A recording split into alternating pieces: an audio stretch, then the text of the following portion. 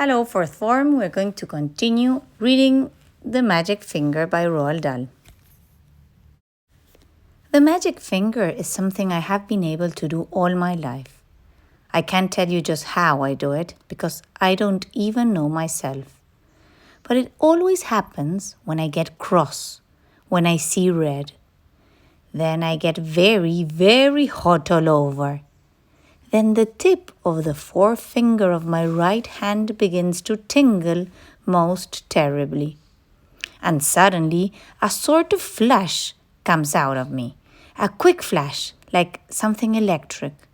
It jumps out and touches the person who has made me cross. And after that the magic finger is upon him or her, and things begin to happen. Well, the magic finger was now upon the whole of the Gregg family, and there was no taking it off again. I ran home and waited for things to happen. They happened fast. I shall now tell you what those things were. I got the whole story from Philip and William the next morning after it was all over. In the afternoon of the very same day that I put the magic finger on the Gregg family, Mr. Gregg and Philip and William went out hunting once again. This time they were going after wild ducks, so they headed towards the lake. In the first hour they got 10 birds. In the next hour they got another 6. "What a day!" cried Mr. Gregg. "This is the best yet." He was beside himself with joy. Just then 4 more wild ducks flew over their heads. They were flying very low. They were easy to hit. Bang, bang, bang, bang went the guns. The ducks flew on. "We missed," said Mr. Gregg. "That's funny." Then, to everyone's surprise, the 4 ducks turned around and came flying right back to the guns. "Hey," said Mr. Gregg, "what on earth are they doing? They are really asking for it this time." He shot at them again.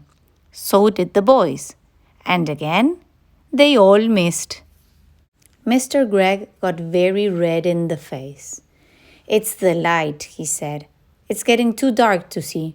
Let's go home." So they started for home, carrying with them the 16 birds they had shot before. But the 4 ducks would not leave them alone. They now began flying around and around the hunters as they walked away. Mr. Gregg did not like it one bit.